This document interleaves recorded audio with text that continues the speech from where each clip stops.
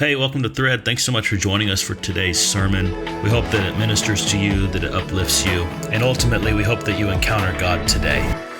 So part of my job as the lead pastor of this church is to bring perspective to prophetic moments that come to our church body. And I believe that today we are stepping into one of those prophetic moments. And no, I don't have an announcement, and no, there's no secret major change that's happening.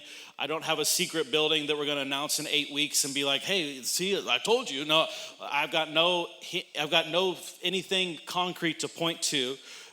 But I've been arrested by the Lord, and I believe that we're stepping into a season as a church. Like I have no evidence, I have no proof. But like the old saints would say, I just know that I know that I know that I know. Meaning I can't explain why I know something, but I just know something. And what I want to tell you this morning is Thread, it's time. The Lord is about to supernaturally pour favor on this church, on this house, and I believe that you're here on this Sunday because God has ordained and preordained you to be a part of what will happen in this next season. It's almost like everything we've experienced up to this point was like a test run, like a stress test to see if the church would break before God would pour favor out on it. And we have not quit, we have not backed down, we have not gone home. Friend, this church will not and has not and will never back down from what God has placed before us, but the scars that we bear now have become the qualifications for what we are about to step into. Like how Paul says that he bears the marks or the scars of an apostle. That the Lord has allowed us to walk through seasons of pain, hurt, and confusion where we have had to process loss and disappointment, and our pain is actually becoming our promotion because we have gone through the fire and found that all that we really need in the middle of everything is actually just Jesus. Like you may have been here for 3 weeks or 3 years, and today I believe we're stepping into a new season as a body. I believe that today we are closing one page and opening up a brand new page. Hear me clearly. I'm thankful for what God has done since we have launched this church, but I see this past season almost like a prequel, and now we are stepping into chapter 1 because Thread, it's time. I know I've said it before, but this church is about to grow. And I know that some of you guys are like, well, I don't want it to grow too fast. I don't want it to grow unhealthy. I want to have a healthy church. I'm just telling you, friend, this thing is about to pop. And I believe it will happen suddenly. And I believe God has positioned us in such a way to be prepared for supernatural growth so that we won't be overwhelmed when the Lord decides to pour out favor. And some of you think I'm honestly nuts because you look around the room today and you're like, it's about to what? It's about to grow, about to pop, about to grow? Because you see a room full of empty chairs. Right. And this morning, I want to let you know, I see empty chairs too, but I see it differently than you. See, you see a room with empty chairs, and you're like, well, maybe God's not going to do anything here. But I see a room full of space. I see empty chairs too, but that just means we've got a space for a harvest that God has promised to us. Friend, we got space for the waitress, for your mechanic, for your barista. We've got space for the drive-through attendant, the cashier at H-E-B, and your neighbor. I see space that is available for every friend, every family member, and every coworker. We got space for the addicted, for the broken. I got space for the religious and for the hungry. We got space for the prodigal and the desperate. You see empty chairs, but I see room for the lost. You see a small church, but I see a handful in an upper room contending that the Spirit would fall. You see a small town, but I see the God of Nazareth choosing another small town to birth something great and again. You see a cloud the size of a man's hand, but I see an outpouring that is imminent that's about to nurture an entire region because Thread, it's time.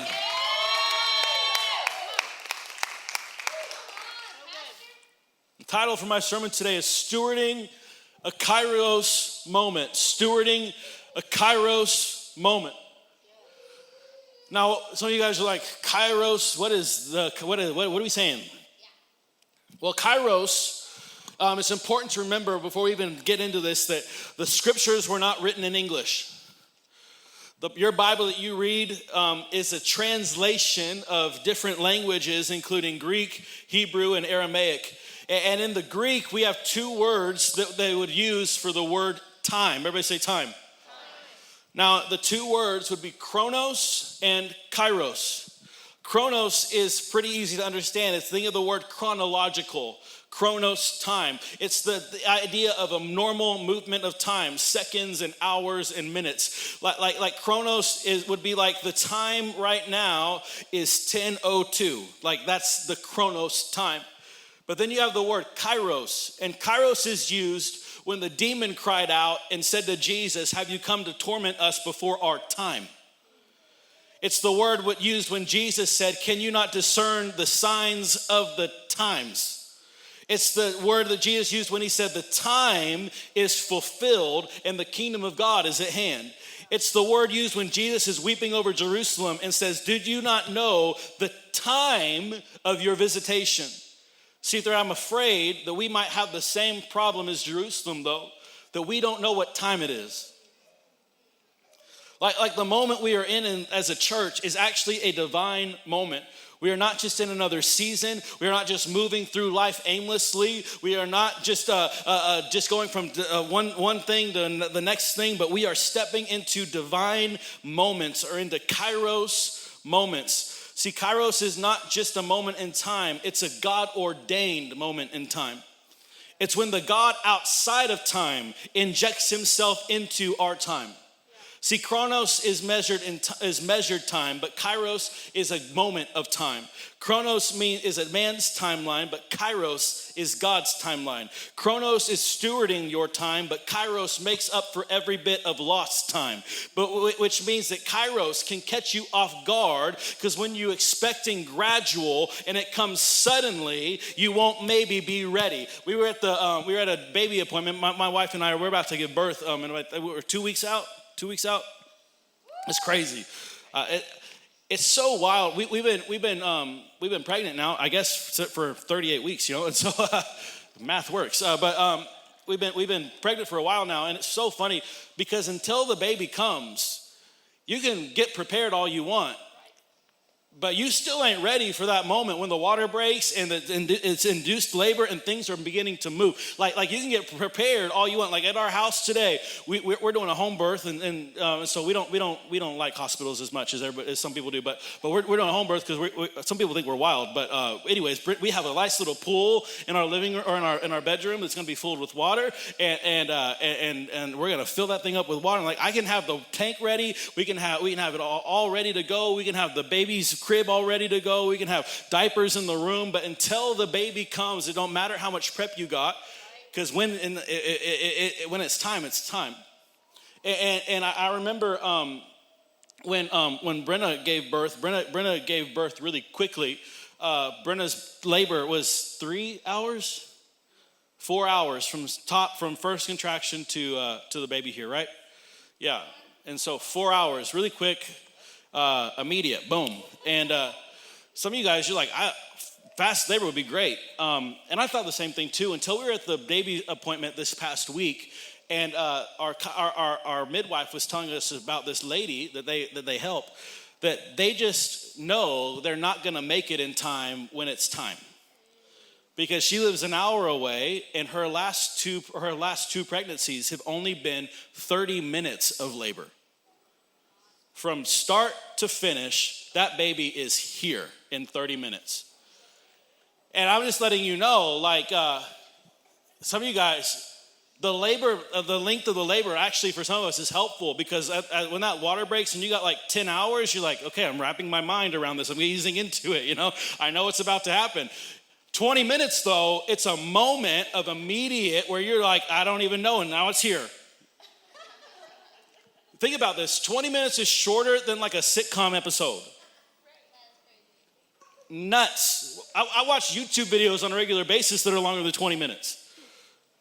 That's so fast. And what I want to let you know today is that I believe that we're stepping into a moment that is going to be immediate and quick. And if you don't know what time it is, you will be caught off guard. It's like, I don't know if you've ever watched the TV show that I Didn't Know I Was Pregnant, where they're like, I was just going to the restroom, and then all of a sudden I looked into the toilet and there was a baby. And friend, if you don't know that you're about to have a baby, it's not fun when all of a sudden there's a baby. It's an inconvenience. I didn't know what to prepare for. And I'm just letting you know, friend, today's sermon is me saying to you, it's time to prepare for birth. It's time to prepare for what we're about to walk into. Thread, it is imperative that we don't naively wander through the season that we are in, because we are entering into a divine moment. And viewing a Kairos moment as a Chronos moment will always leave you feeling unprepared. Our main text for today is found in 1 Kings 18. If you have your Bible glowing or paper, I want to encourage you to turn to 1 Kings chapter 18 today. Like I said, we don't have any text on the screen, so I want you to be able to follow along with me. I believe God's going to show us some stuff in the text today. And this story is really important, and the context is even more important. That in 1 Kings, we're going to be in 18, but in 17, 1 Kings 17, a man named Elijah, a prophet of God, has prayed, and the Bible says that at his word, the rain was shut up, and a drought has come across the region. Now this shows us something significant, that a spiritual drought can actually be God ordained. Like the backwards movement of your life can actually be a divine intervention from God. Like you thought that this was a setback, but maybe in fact it was God preparing you for a setup of outpouring. And what you thought was an enemy's attack might be in fact a Father-filtered season for development. And what if the drought that we've been experiencing is actually God ordained?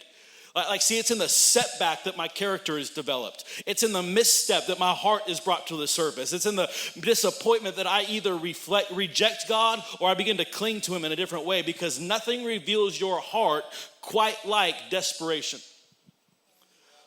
See, God will use a drought to turn a people back to himself, because in 1 Kings, you have a king named Ahab who married an evil woman named Jezebel, and she has begun to kill the prophets of God to raise up devotion to a false god named Baal. And in 1 Kings 18 begins with Elijah challenging the prophets of Baal, and fire coming from heaven to prove that the God of Elijah is in fact the God worthy of all glory, honor, and power. Because even in the midst of the drought, a remnant will always remain. Hear me, Thread. It might seem like this church is in a season of drought, but we are the remnant that has remained. And when the drought comes, the Lord still brings sustenance to the faithful. But a drought is a moment, hear me, the drought is only a moment because rain is always right around the corner. It's like, the meaning of the word drought means in need of rain. It implies that rain will come and we're waiting. Hear me today. Like you got to catch this today. I believe that this season that we're in, where we're like, I don't know about you, but I look at Thread sometimes, I'm like, God, I think we're moving backwards. God, I feel like things are going in a weird direction. I feel like I'm under spiritual attack. I feel like I don't understand exactly what's going on in this season. And if you've been feeling that, you're not alone, first of all. Like you're not in your own little bubble being like, I feel like all hell has broke up against me in this season. I feel like 2025 hit, and it was like all of a sudden the enemy got my face in his head and was like, I hate you, you know? And so if that's you, you're in good company. That's most of us in the room today. But the idea of a drought is actually the fact that rain will come again. 1 Kings 18 begins in 1 Kings 18 verse 1. It says this, and after a long time in the third year, everybody say third year. In the third year, that the word of the Lord came to Elijah, go and present yourself to Ahab, and I will send rain on the land. I think the phrasing here is interesting to me. After a long time in the third year. I don't know about you, but 3 years ain't that long. Anybody got like a toddler, or remember when your kid turned 3 and you're like, I feel like it was yesterday that you were just a baby. I feel like the older I get, the faster time progresses. Like a third year is not a long time. But I think this paints a picture of the feeling of the season that 1 Kings 18 is trying to paint a picture of. That even though it was only 3 years, it was a long 3 years. I don't know about you, but I've been in seasons where it's like, it was only 3 months, but it felt like it was a long 3 months. It reminds me of how I describe our church plant to other people. Like, we've only been doing Thread for 2 years. We've been doing 1 year pre-launch, 1 year launched, but we've gone through what feels like 10 years of trials.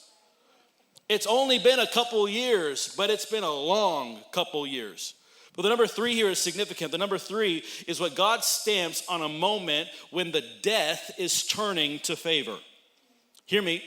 It's Jonah in the whale for 3 days before the favor finds Nineveh. It's Esther's 3 days fast before the king shows favor on a people. It's Saul being blinded for 3 days before being shown favor and calling. It's Jesus in a tomb for 3 days before favor is thrown onto the earth. Because the number 3 is a number for divine turnaround in a divine timeline, stepping into God's divine favor. Or can I say it another way? That the number 3 is a number stamped on a Kairos moment. And now we have the word of the Lord coming in the 3rd year to Elijah, and the word is, I will send rain on the land. Friend, I believe that a drought is coming to an end. And it's a Kairos moment in time where God has said that there was a perfect amount of death. And now my vindication is coming back to a region, because 3 is the number of divine intervention. It's God interjecting his kindness onto a dry and weary land. We're in a Kairos moment. I believe that 1 Kings 18 will show us how to prepare for a Kairos moment. So we're going to go from 1 Kings 18 verse 1. We're going to skip all the way down to verse 41. Verse 41, this is what the Bible says. And Elijah said to Ahab, go up, eat, and drink, for there is a sound of the mighty rushing rain. I want you to hear today. Hear me. I want your ears to be open today. I want you to listen to this, because when you step into a Kairos moment, the first thing that happens is a prophetic sound in the spirit. So I want to give you 7 ways to steward a Kairos moment. Number 1 is you steward a Kairos moment by hearing what God is saying. I heard the sound of a rushing rain. Before outpouring, there is an uptick in prophetic words, because the Lord will always have you hear in the spirit before you see in the natural. And this year, the Lord has declared, is stepping into a season of favor. I mentioned this at the beginning of the year when I released the word of the Lord for this year, the word favor, but I have gotten more downloads on favor of this word for this prophetic season than I have of any word since we started Thread. Actually, I would say more than I have of any year. I have felt more prophetic insight and prophetic knowledge on what God is saying for this year than any other year, almost combined. And some of you guys, you feel confused and you feel tormented because you're like, yeah, in 2025, I've been getting prophetic word after prophetic word after prophetic word after prophetic word, and you've heard in the spirit, but you haven't seen any movement in the natural. But hear me, in a Kairos moment, there is always a sound of rain before there is rain. Reminds me of Acts 2:2, which says, suddenly a sound like the blowing of a violent wind came from heaven and filled the whole house where they were sitting. So this is a moment for you to begin to hear with ears of faith, because the prophetic is a moment of invitation to step into the fulfillment of the word. And this is where we get frustrated. I'm right there with you, because we think that we're supposed to just receive from God. But look at the prophetic word from Elijah to Ahab. Go up, eat, drink, because rain's coming. You got to see this today. The first word is go up. Go up. In the Hebrew, that word is Allah. It means to rise, go up, or come up higher. So you got to hear me today. A prophetic word is not a guarantee. It's an invitation to partner with what God desires to do on the earth. And so the prophetic word for Mr. Ahab is rain's coming on the land, but there comes a stipulation. Get up, eat, and drink. And so the word go up, though, it means to go up, rise, but also means to come up higher. It reminds me of what Jesus speaks to John when he says, come up higher in the book of Revelation. So I want to tell you that the second way to steward a Kairos moment is by changing your perspective. In a Kairos moment, you need to come up higher. It's a season to see with eyes of faith. It's a moment to ascend the hill of the Lord, to get in the presence and to step into the Lord's perspective. This is why your daily encounters are under attack, because the enemy is trying to rob you of seeing what God is doing. This is why your heavenly vision has been clouded. Some of you guys are like, man, I just remember when I just felt like I could just see things in the spirit. I just feel like I could just like understand what was going on. But right now, I just feel like I'm just confused with what's going on. What's happening? The things in your life are becoming or feeling like they're impossible to see because in a Kairos moment, the Lord has spoken, but you have to partner with the ears of faith, and you also have to pull out your eyes of faith. You have to partner with your eyes of faith. But in the next two words are really interesting too, because he says, go up, and then he says, eat and drink. Everybody say, eat and drink. Anybody hungry for lunch yet? Yes, good. It's 10:15. You ain't never had lunch at 10:15, all right? Y'all need to, all right. Next two words are eat and drink, though. Or can I say it another way? Stop acting like you're in a drought. He's saying to a guy that's in a land that's been in a drought for 3 years. A drought affects the crops. A drought affects the cattle. A drought affects everything in your life, and there ain't no water left. The reason why Elijah right now is talking to Ahab is because the brook that he was sitting by has dried up. There ain't no water. There ain't no food. There's nothing to feast on. And he says it's time to get up, and it's time to eat, and it's time to drink. Friend, hear me this morning. It's time to feast like you're in a promise and begin to eat and drink again. Because the third way you steward a Kairos moment is by preparing in faith.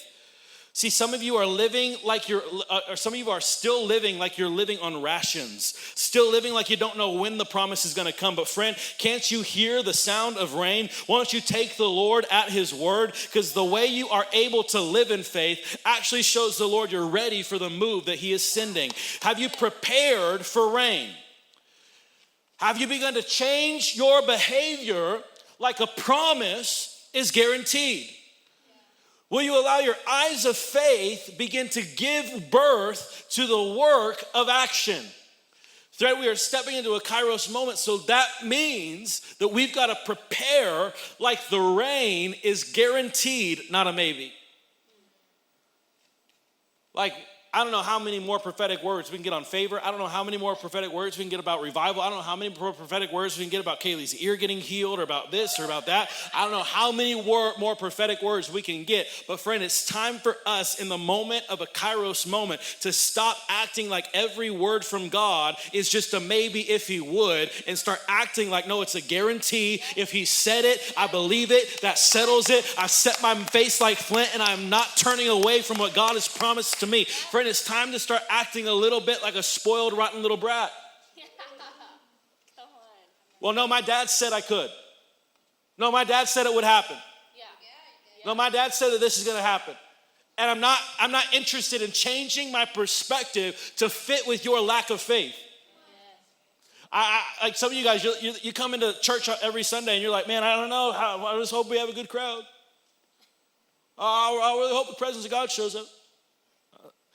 Friend, I'm telling you, we've got to get out of this maybe God would and start getting into, no, he said he would. No, I believe he would.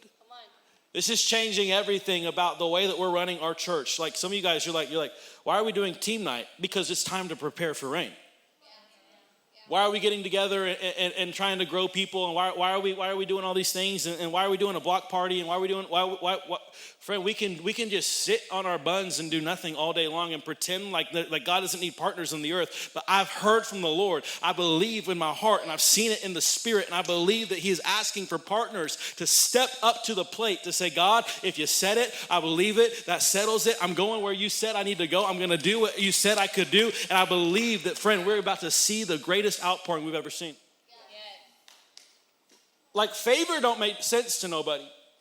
Like I don't think we know what we've declared the word of the year is. The word favor is when God begins to pour so much blessing out on you that you have to stop asking Him for blessing and you have to start asking Him, God, I've got enough, you can stop now. Favor is an overabundance. It's when my prayer changes from God, would you bless me, to God, I need you to stop blessing me. It's when I've got too much money. So I've got too many people. I've got too many friends. I've got too much relationship. I've got too much networking things to do. I've got too much things on my calendar. I've got too much going on because God, you've opened the windows of heaven on my life and poured out blessing that I don't have room enough to contain. Friend, we begin to see a trickle of favor, but friend, I'm telling you, what happens when an overabundance is poured out onto your life? What happens when an overabundance is poured onto this church? Like some of you guys, you're like, man, I just love getting to show up to church at I show up around 9:05, 9:10. You know, I love it. Friend, I'm telling you, there is coming a season when if you show up at 9:15, you will sit in an overflow. That there won't be room for you here. If you show up late, I've been watching this church in South Carolina, and they are in a move of God. I can't explain it. I don't know what God's doing, but their church starts at 9 a.m., and their line starts forming at 6 a.m. Wow.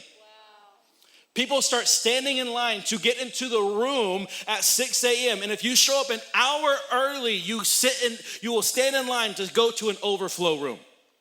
An hour early don't even guarantee you a spot in the main auditorium. But I'm telling you, what happens when overflow happens? Can we begin to prepare for rain like it's guaranteed, not like God would just maybe do it? Like some of you guys, myself included, we got to start being more outgoing. Why? Because what's going to happen? We have 45 first-time guests show up on a Sunday morning. Yeah, what are you going to do? Well, I really hope they come back. I really hope someone else said hi. No, we got to be the ones that say hi. What happens when you show up on a Sunday and you're like, man, there's no parking except for the higher parking lot. I don't know if I want to walk that far. But I'm telling you, this thing is about to change. The Lord has been too clear. He has been too exact. He's been too surgical in what he's been saying over us. And I'm telling you, this thing is about to pop. And I don't mean it's going to pop because we need all this, all the people, and we need all these things going on, and I'm just really bored doing what I'm doing. No, I'm so content with what God is doing, and I'm so content with every person here, and if this is as big as we ever get, I'm content, I'm happy. But I'm just telling you, friend, the Lord has spoken, and this ain't it.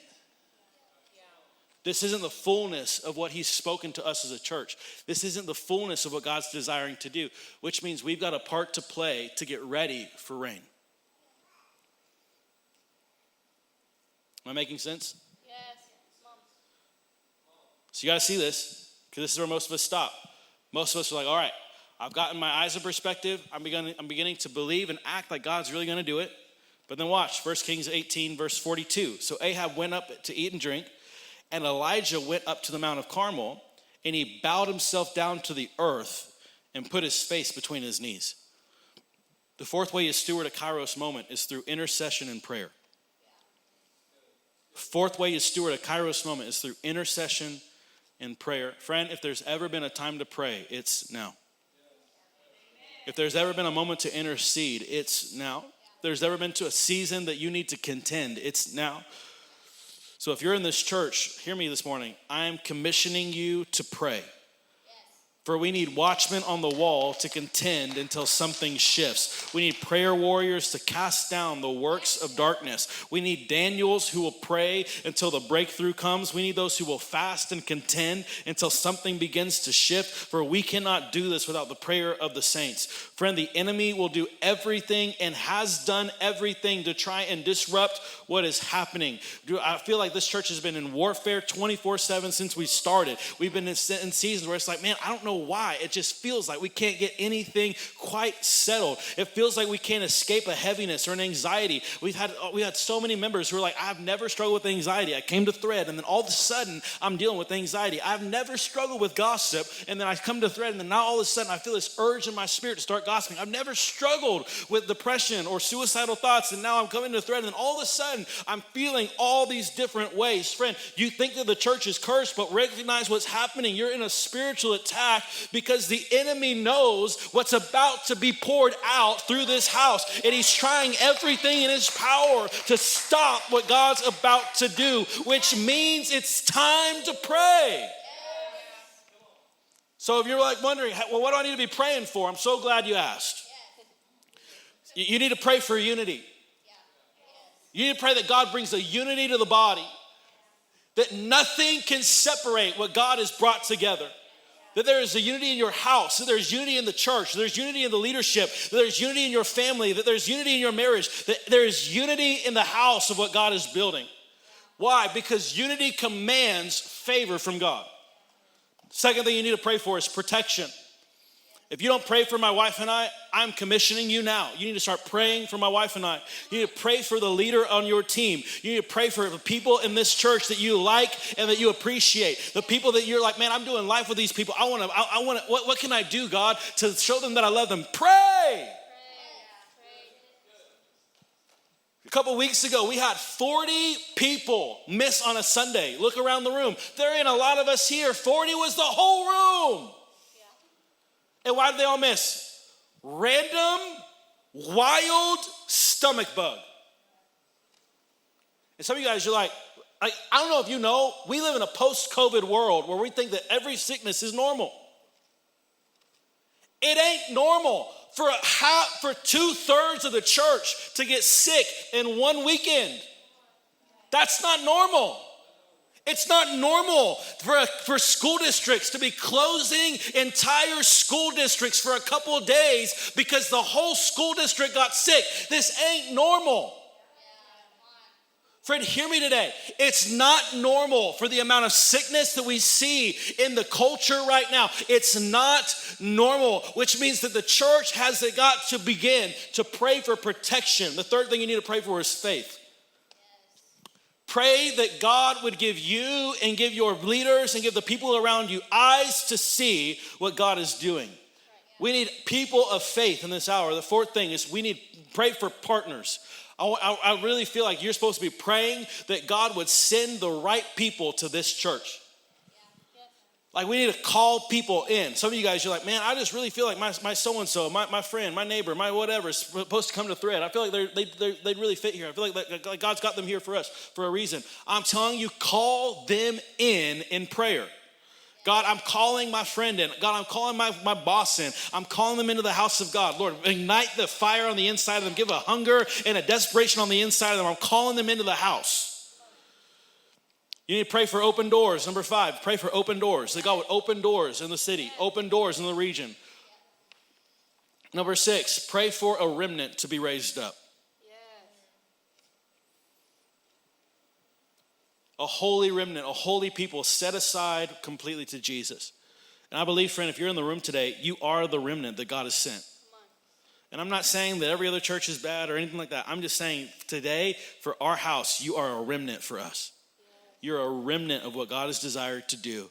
And if you're here today, it's not by accident, it's not by happenstance. I believe that today, God has said that you are supposed to be here, that you have an integral part to play, and that God has sent you here and called you here for such a time as this. The last thing I want you to pray for, I want you to begin to welcome the Lord to the city. Just simply that. Lord, I welcome you to Cleburne. When you're driving to work, Lord, I welcome you to this part of town. God, I welcome you to this area. God, I just say that this part is yours. If you work on the east side, the north side, south side, maybe you work in a different part of Johnson County. I don't care. Maybe you don't even live in Cleburne. Wherever you live, wherever you work, wherever you are, the Bible says wherever your foot treads, that land will be given to you. I believe that if we begin to just set our feet down on the ground and just say, God, wherever I'm placing my feet, I believe you're giving it to the city. I believe you're giving it to the people of God. I believe you're expanding the region for Thread. I just really want you to just begin to say, Lord, you're welcome in this area. You're welcome in this city. You're welcome in my life. You're welcome in this house. And if we can just simply begin to welcome the Lord, I'm telling you, friend, he will come. Verse 43. So he said to his servant, Elijah said to his servant, go up now, look toward the sea. And he went up and looked and said, there is nothing. And he said, go again. And he said this 7 times. The fifth way to steward a Kairos moment is you steward it with persistence. Persistence. Friend, I believe that today you've got to make up your mind that you won't quit. You've got to make up your mind. I'm persistent. I'm all in. Like I was talking to Brenna, and this ain't necessarily a word from God or anything. I just thought it was interesting. I was talking to my wife, and I just said, it's interesting that we've never left a church unless God told us to. we've never once left a church or gone to a church that God hasn't told us to go to or to leave. And I just want you to, and like I'm telling you, we're in a season where I believe that the enemy is going. Remember, at the beginning of the year, we released a word. This was not my favorite word of the year, but it was a word that we released, is that there is an uptick in witchcraft this year. And that I saw 2 attacks from the enemy. It was accusation and temptation. And that the enemy would send an attack of witchcraft against Thread, but it's not another attempt, it's a final attempt. So hear me. The enemy knows his time is coming to a close with which he can move and mess with our church. I believe he knows that this season is for him is coming to an end, which means that we are stepping into a season where it's about to get real. It's about to get crazy. Like, isn't it funny how 2025, if you're at Thread, I just feel like I can just talk. Can I just be honest? Can I just be real? Is it cool if I just be real with you today? Cool, I just talk to you like we're just friends, and we are friends. I can talk to you like that. Isn't it interesting though how 2025 rolled around, and then all of a sudden it was like all your you find yourself hanging out with church people, and then like just the topic of like complaints about Thread just naturally comes up. It's witchcraft, dude. Some of you guys, you haven't ever thought like you when we first started the church, or maybe you when you first came, you're like, man, I couldn't picture going anywhere else. And then that thought comes in the back of your mind this year, like, I don't know about anywhere else that's quite like Thread, but I don't know. What do you think? Maybe our time's coming to a close. What's happening? It's witchcraft. You've got to make up your mind. I'm persistent. I'm not moving unless God says it's time to move. It's time to find a grit and a tenacity that nothing can derail you, nothing will distract you, because we need people who are persistent. Go again, and he says it 7 times. 7 times. Some of you guys are like, man, I thought that God would have done it by now. I thought the prophetic word would have come to a pass by now. So did I. I thought year 1 was our year. I thought year 2 was our year. I'm like, now we're going into year 3, and I'm like, I don't know, God, what you're doing, but I'm going to stick around until I see it come to pass. Friend, this is why we worship the way we do. This is why we pray the way that we do. This is why we have the daily encounters as a part of our vision, because we have determined that it's important for us as a church body to be consistent. Friend, God has started this thing, and nothing will talk us into quitting. Nothing can convince me to throw in the towel. I will be here every Sunday. If nobody comes and it's just me and my wife, I will do this every Sunday till we run out of money. I'm telling you, we will do this thing until we have to stop, because nothing can convince me that this isn't a move of God. For I'm still the same 16-year-old who caught a glimpse of God and began to pray for revival at the altar. And friend, I'm going to keep praying for revival until revival comes to a region. I've seen too much. I've heard too much to just believe that, I don't know if I can keep going. Friend, we've got to make up our mind. It's time to be consistent. We need persistent believers who say, I'm committed to this thing. Like some of you guys today, you got to make up your mind. I'm making covenant with Thread. I'm making covenant with this place. This is my home. This is where I'm going to raise my kids. Come hell or high water. Come offense. Come leadership disagreements. Come Alex's craziness. Whatever it is, nothing's going to convince me to leave outside of a word from God. And this morning, you're like, Alex, I'm not leaving. I don't think you are. I'm just telling you that I've seen a lot of people that have told me they would never leave, who've left. I've seen a lot of people who've been like, I'm with you by your side forever. And they ain't here no more. And I'm not saying anything bad about anybody who's left. I'm just saying for today, friend, what if the only reason why the enemy has got people to leave is just simply because he knows that there's strength in numbers? And what if he is just simply trying to pick each one of us off like flies and just say, yeah. Well, here's a little bit of offense over here, and here's a little bit of this over here, and here's a bit of misunderstanding over here, and well, I don't know what Pastor Alex meant by this, and I don't know what he meant by that, and I don't know if that post really resonated with me, and I don't know if I like this, and I don't like the way they're spending their money, and I don't like how I can't tell people where my money's going to go, and I don't know how much money I need to give, and I don't like that they make me tithe, and I don't like Friend, I'm telling you, there is offense in the house, but it is an assignment, hear me, of accusation. Mercy culture is all up in an uproar right now, and if you don't know, we're connected to Mercy culture, and Pastor Landon released a word that it's a year where the accuser of the brethren is going to come and make an attack. And friend, we released the same word that this year without knowing that was a word for their house this year as well. And what I really believe is that God is saying that the accuser, the accusation is coming, and it sounds sweet. 1 Kings 18, verse 44. Verse 44. But then at the seventh time, the servant said, behold, a little cloud. Everybody say a little cloud. A little cloud, like a man's hand, is rising from the sea. The sixth way to steward a Kairos moment is by honoring small beginnings. You steward a Kairos moment by honoring the small beginning. I remember when the Lord called my wife and I to move to Seattle, and I was on the phone with Pastor Russell. And Pastor Russell, who's going to be here, by the way, July 23rd to the 26th. Revival Nights Cleburne, it's going to be good. Nightly at 6 p.m. I remember I was on the phone with Pastor Russell. We had heard from God that we were supposed to move to Seattle. I got connected to Pastor Russell through my pastor, Pastor Landon. And I remember I was on the phone with him, and he was telling me basically that I needed to come and work for him at a church called Pursuit. And I remember he said something really interesting. He said, you can go work at Microsoft and Facebook in Seattle and make $150,000 a year, or you can give your life to a move of God. And at the time he's telling me that, you can either do this or you can be a part of a move of God. Pursuit was 300 people, maybe. It was in an old J.C. Penney's that they had just bought.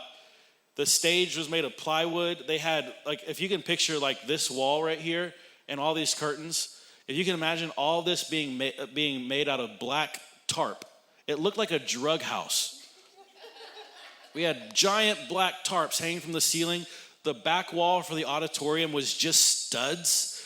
The sound booth was the old like jewelry cabinets, from the old J.C. Penney's.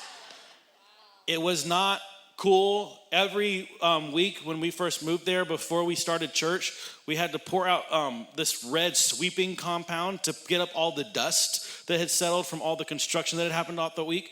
It was nothing to write home about. It wasn't like I was like taking pictures being like, look what God's doing at Pursuit. It's a move of God. It was like, man, what are we doing? What did I just give my life to? What did I just say yes to? This ain't it. And the crazy thing is that was the nice version of Pursuit. Because Pursuit before that was planted in a barn. And I don't mean like a cool barn, like where we do like wedding barns, like it's all white and it's got chandeliers. I mean a barn. Pursuit was planted in a barn. People sat on hay bales. They had to push cars out of mud because they got stuck in the Seattle rain. It was not cool. It was not attractive. And this dude is sitting across from me on this FaceTime call, and he's going, do you want to give your life to a move of God? And friend, when I walked into that room for the first time, I saw it in the spirit before I ever saw it in the natural. And today, only 5 years later, Pursuit is now running around 4,000 people at their church. Friend, the Lord is in need of people who can see it and honor it in the womb phase. Because we've got Christians doing the work of abortionists who kill something before it's even born. Can't honor it in the womb phase. Can't say it's life in the womb phase, but instead you say, what are you doing with this? This ain't even anything. This is just a lump of cells. We sound just like the abortionists when we look at what God's trying to birth on the earth, and we look at churches like ours and say, well, it's just a little thing. Oh, it's not even really anything really started. Oh, they only got one staff member. Oh, they only got this thing. Well, they don't even have a worship band. It's not even a real church yet. It's just a lump of cells.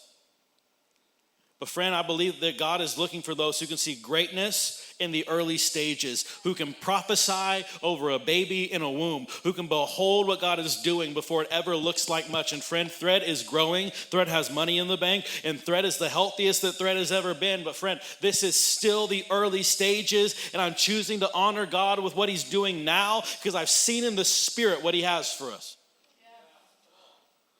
I'm just telling you, friend, I had one of my friends, she called me and she was like, Alex, I had this dream about you.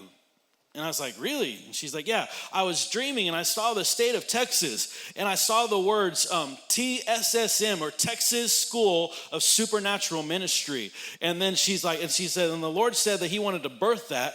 And then she said, well, God, who are you going to birth it through? And I saw you and Brenna. We had another dream. That was like a year and a half ago. I had a dream. One of our elders had a dream, literally about when was McKenna's dream? Maybe like 3 months ago, 2 months ago. She had this dream and she said, I had a dream and I saw you and Brenna and we were all at Mercy Culture and it was like we were at a conference and we hadn't seen each other in a little while. And you were running up to us and you were so excited and you were saying, we just saved another one. We just saved another kid. We're up to over 3,000 kids who've been saved from abortion. For I'm telling you, the prophetic vision that God has placed on this church is so much bigger than what we see. I remember I was listening to Pastor Heather, who's at Mercy Culture, and she was talking about how much resistance they've got over the justice residences. And she's talking about how she wants to build the justice residences, which, by the way, they're building the justice residences in Fort Worth. God is moving. There's a new thing on the horizon. What they're building is they're building the largest human trafficking rescuing facility in the United States. And while she's talking about this, and she's just saying, man, I really want to do this, I go into an open vision where I'm driving in our car. I start crying because I see in my spirit, I'm standing in Pastor Heather's office. I'm writing her $1 million check. I slid it across the table. I said, build one in Cleburne. I'm telling you, friend, what God is desiring to do is bigger than what we may see. And we've got to have eyes of faith to see it.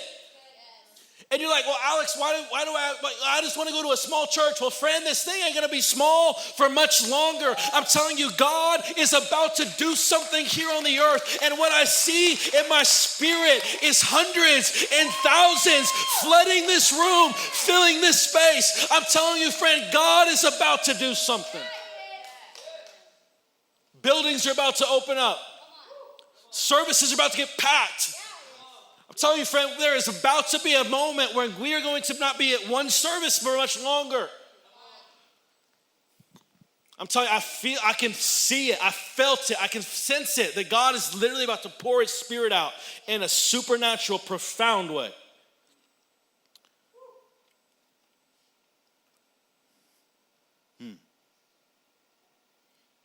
Verse 44. So after they had seen the cloud the size of a man's hand, he said, go up, say to Ahab, prepare your chariot and go down, lest the rain stop you. Lest the rain stop you. The seventh way to steward a Kairos moment is to partner with God. Friend, the rain is coming, and it's time to partner with what is about to come. You can sit on the sidelines or you can get on the field. You can hug the wall or you can get on the floor. But friend, it's time to partner with what God is doing. I mentioned this at the beginning of this service, but it is time to get connected at Thread. I want to be clear. If you're here today and you've not texted Connect, today is your day. Let me pass you today. It's time to text Connect. This is not about joining a church. This is about stepping into a Kairos moment and saying, God, here I am. Send me. I don't want to miss it. God, I don't want to go to another place. Make this my home church. And I'm telling you, not this Wednesday, but the following Wednesday, we're going to be doing team nights at 6 p.m. And you've got to be there. You've got to be there. You've got to make every adjustment to be there. I'm telling you, friend, God is about to do something thing in this region. It is important. We need every person on the field. We need every person partnering with what God is doing. Friend, we can't do this alone. I'm telling you, friend, when we had, does anybody remember Easter?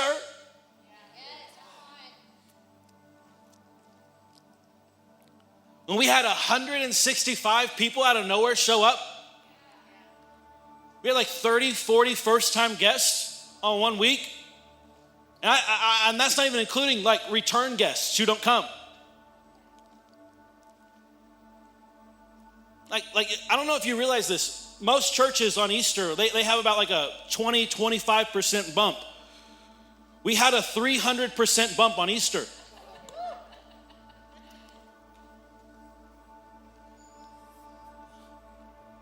I'm just telling you, what if that was a foretaste? And God was just saying, what if this was every week? What if this was just a normal thing? Where people are just on Facebook and they're like, I've heard enough about this thread thing, I've got to go. I've seen too many of those stupid signs. I'm going to go see what this thing's all about. Man, I don't know why, but I see these bumper stickers all over Cleburne.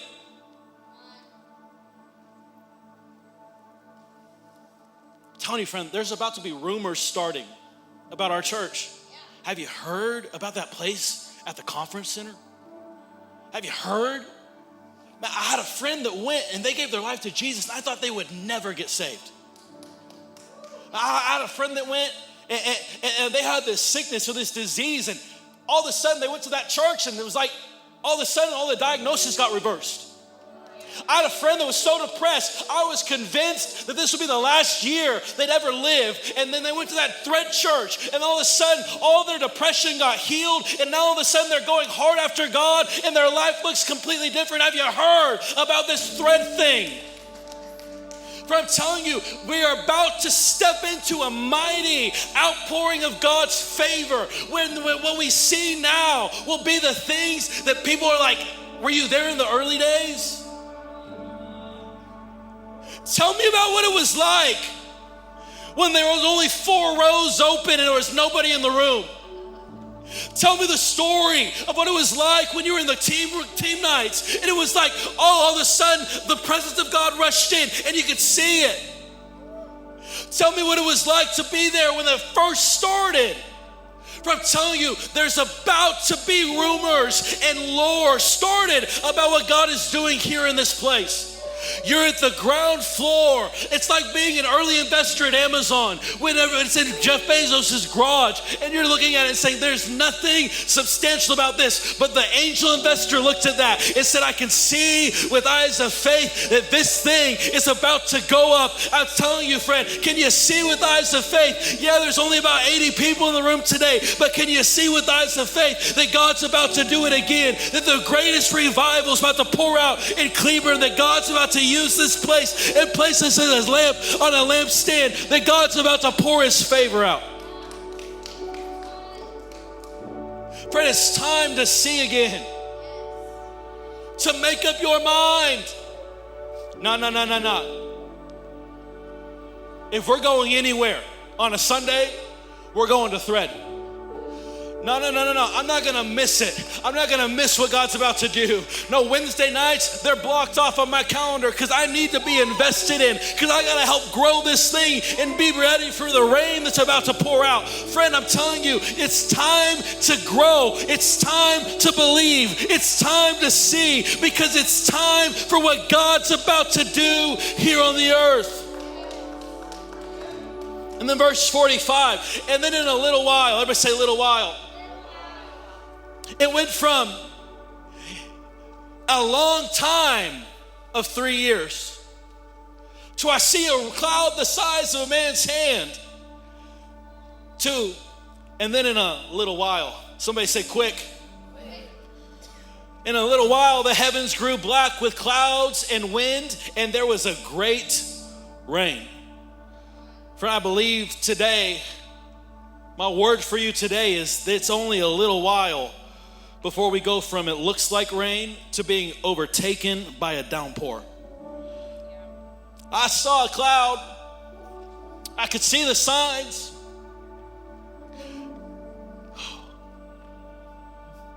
Friend, I saw the cloud the size of a man's hand a few weeks ago when the glory of God came and rushed in the room. And Kaylee's laid out on the ground laughing, and Reese on the other side laughing, and I'm having to dismiss. And it's like all of a sudden, it was like, God, we need a building. Because your spirit showed up and you're taking a little long. I saw a cloud the size of a man's hand when we saw so many people get baptized on this stage. I saw a cloud the size of a man's hand when we start seeing miracle after miracle after miracle after healing after healing after healing. I've seen the cloud the size of a man's hand, and I'm telling you, friend, it's only gonna be a little while before a great rain begins to be poured out on this land. For the last few weeks, I've been in my daily encounter, and the Lord has been having me re-listen to old prophetic words.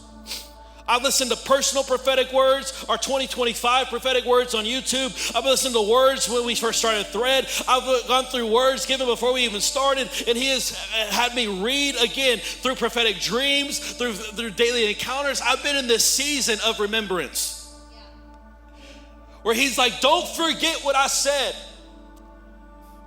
And it's like, even though I've heard all these words before, and even though none of this is new to me, this week, it's like every word carried fresh weight. And it was like every word started to fit together like a giant puzzle. When we lost our building on Kilpatrick, I remember the Lord said to me, I said, Lord, do you not care that we're losing a building? And He said, Alex, I don't care about your building. I'm writing your story. In fact, I began to type out every word that stood out, every dream that I've had, and I submitted and wrote them all into ChatGPT.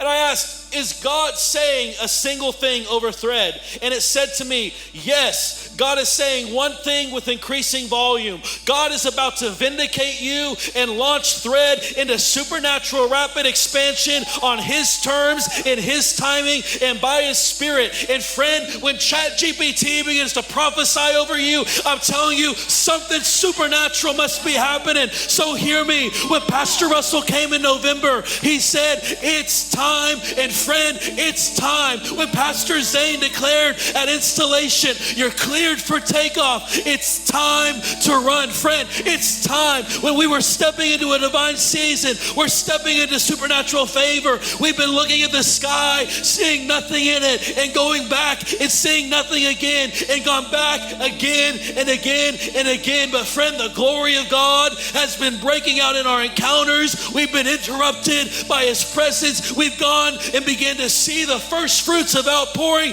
and I believe we're seeing the cloud the size of a man's hand, because Thread, it's time.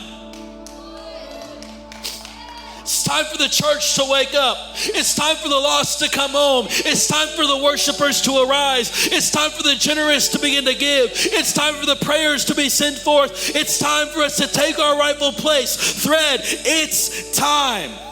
It's time for a new era. It's time for a move of God. It's time for the glory to fill the house again. It's time for miracles, signs, and wonders. It's time for the wind to blow. Thread, it's time. It's time for your family to come back to Jesus. It's time for every generational curse to break. It's time for every stronghold to fall into the sea. It's time for revival in your house. Thread, it's time. It's time for the region to come back to life. It's time for every church to have fire on the altar. It's time for renewal and for awakening. It's time for holy laughter. It's time for tears and travail. It's time for a baptism of fire. Thread, it's time. For 30 years ago, right around the time that I was being born, Prophet Dale Gentry was in California ministering when a young woman stand up and gave a prophetic word. She said, revival is coming to Cleburne, Texas, a city that she had never heard of. She said, I see people driving over the railroad tracks and being overcome by the glory of God in their car. For years, this city has held on to this word and words like it. It's been prophesied that properties would be a house of revival for the region, and that the people would come from all over the region, all over the nation to experience it. We've been told that this church would be filled front to back, side to side, top to bottom. We've held on to this word that it would be a multicultural, multi-generational house. And for years, people in this church have waited. But hear me, the time of waiting is over. Some have planted, some have watered, but a time of harvest has come. It's revival time in Cleburne. Thread, it's time. Johnson County is being marked by an outpouring of the Spirit of God. And watch as hundreds and even thousands are being called out of hiding. Watch as 500 who have left this church are being called back to the house. Watch as another 1,500 are being drawn in from the north, the south, the east, and the west. And watch as 200 LGBT identifying people are coming in with radical testimonies. Watch as we see hundreds of teenagers being marked by the fire of the Holy Ghost and being sent in the high schools as evangelists. Watch as 3, 4, and 5-year-olds are receiving their prayer language. And watch as 30 years of prayer and fasting is being met with a supernatural quickening to make up for lost time. Because thread, it's time. I hear the Lord say, I heard your cry, and I've kept track of every tear. For I am the God who sees, and I have seen.